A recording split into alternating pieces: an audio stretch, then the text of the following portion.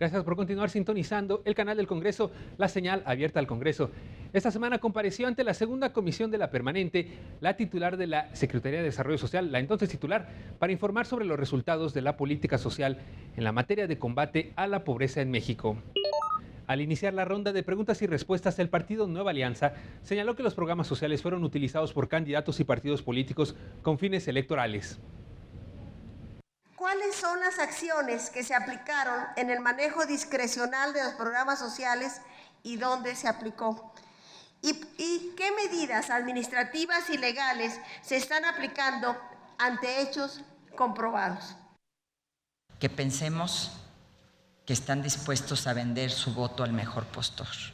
Yo no creo en eso. Yo creo en la dignidad de los mexicanos.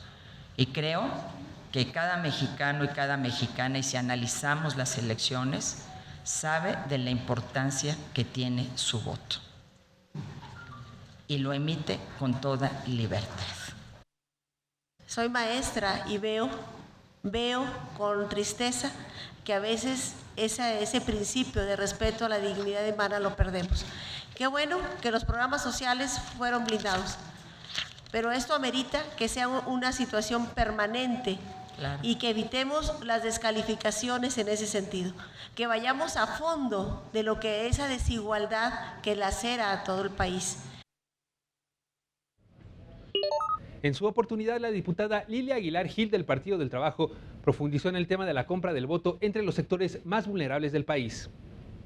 Estamos hablando del mal uso de los programas por parte de las instituciones, no por parte de los ciudadanos. Cuando la gente tiene hambre en la panza, no puede estar pensando si vende o no su voto, sino simplemente cómo suplir sus necesidades más básicas. Eso es entonces entender y comprender la dignidad humana. No estamos hablando de la maldad de nadie.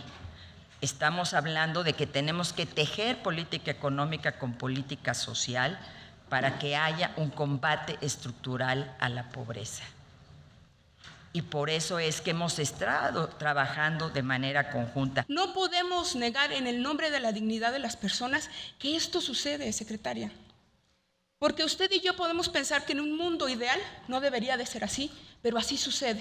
Y la pregunta es, ¿qué va a hacer la Secretaría de Desarrollo Social como cabeza de sector para acabar con la pobreza, para acabar con estas viledades del sistema contra los ciudadanos?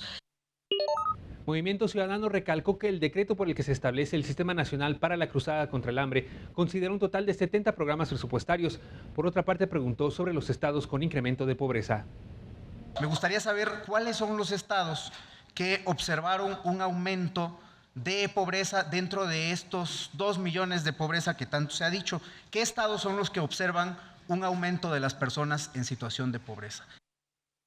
Pues yo le pongo Oaxaca, le pongo Morelos, tengo aquí el cuadro, se lo puedo pasar. Tenemos estados, ahí están los estados en los que aumentó la pobreza, en los que disminuyó. Veracruz, Estado de México y demás. Y cada estado y con cada uno nos estamos reuniendo y se está reuniendo también con Eval. Por citar 2 de los estados que aquí se han mencionado, que es el de Veracruz y el del Estado de México, pues son entidades donde se ha acentuado la pobreza en estos últimos años, y pese a que han sido 2 de los estados que han recibido más recurso federal para que se atiendan las necesidades de la población. El Partido Verde Ecologista indicó que para que se logren mejores resultados y explotar el máximo potencial de la política social, es necesario contar con un padrón único de beneficiarios de la Cruzada Nacional contra el Hambre. En el pasado, pues había una falta de padrones en muchos casos, o en algunos casos, que también en algunos casos daban lugar a la opacidad o al dispendio o manejo duplicado de recursos, por ejemplo. Entonces, mi pregunta concreta es, ¿qué avances hay o qué avances tiene la Secretaría de Desarrollo Social en la integración del padrón de beneficiarios? El padrón único de beneficiarios es un instrumento fundamental para la focalización y para la transparencia. Nosotros hemos construido ya un padrón único de Sedesol. Y quiero decir que no partimos de cero, porque mal estaríamos diciendo que lo que se hizo en el pasado no sirvió. Bueno, en su réplica, el Partido Verde pidió a las otras fuerzas políticas trabajar en conjunto. Me parece que es muy fácil caer en la tentación de venir a descalificar, a hacer señalamientos sobre la actual administración o la pasada administración, señalar errores. Me parece que lo que debemos hacer es construir un diálogo para avanzar, no para estar viéndonos errores cometidos ahora o anteriormente. En el turno del PRD tomó la voz la diputada Lourdes Amaya, quien señaló que la pobreza es el problema más delicado que padece México. Y a propósito de los resultados aparentemente positivos que ha tenido la cruzada contra el hambre, me gustaría preguntarle en qué se basa dicha percepción, cuando de acuerdo a los datos del informe del Coneval, da lo mismo estar o no en el programa, ya que la población no beneficiada también alcanzó los mismos niveles de mejoras. Sí hay una diferencia y se está reportando precisamente en esta disminución de la carencia alimentaria en la encuesta panel, que no se refleja de esta manera, por ejemplo, en la medición por carencias que presenta Coneval en 2 semanas antes.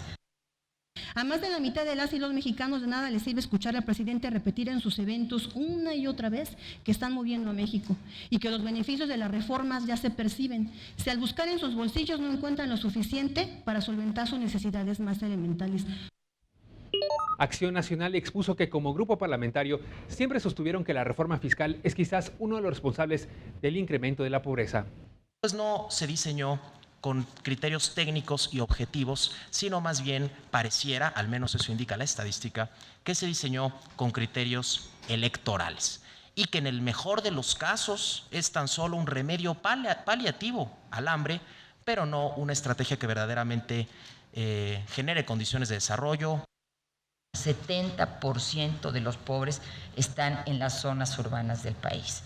Y creo que todos, el Congreso, la Cámara de Diputados, en materia presupuestal, tiene que hacer un esfuerzo para que orientemos, y por eso la transversalidad de todas estas estrategias, para que orientemos recursos de manera importante justamente a este combate a la pobreza extrema. Me hubiera gustado escuchar a una secretaria más sensible, y lo digo con todo respeto, que con humildad aceptara el camino errado que tiene hoy resultados que nadie inventó, que con humildad nos dijera, nos hemos equivocado y vamos a enmendar el camino. Por último, el Partido Revolucionario Institucional habló de la necesidad de abandonar los programas asistencialistas y crear capacidades y no dependencias. ¿Qué cambios se han observado con esta inclusión? Pero sobre todo, ¿cómo garantizar que este sea un incentivo positivo y no un incentivo perverso que diga no me salgo a los programas productivos porque me sacan de los programas? Quisiera yo decir que precisamente los cambios y el rediseño que hemos hecho en la política social es para trascender su carácter asistencialista. Y el ejemplo más claro es el de las transferencias monetarias. De que sigan con la capacitación en autoestima, motivación y desarrollo personal, con estas técnicas modernas de neurociencia y calidad total que cambian la mentalidad, y al cambiar la mentalidad se cambia la actitud. También se dio la comparecencia del titular de la Coneval, así como más actividad en el Congreso de la Unión. Lo invitamos a quedarse con nosotros para enterarse de toda la información. Regresamos.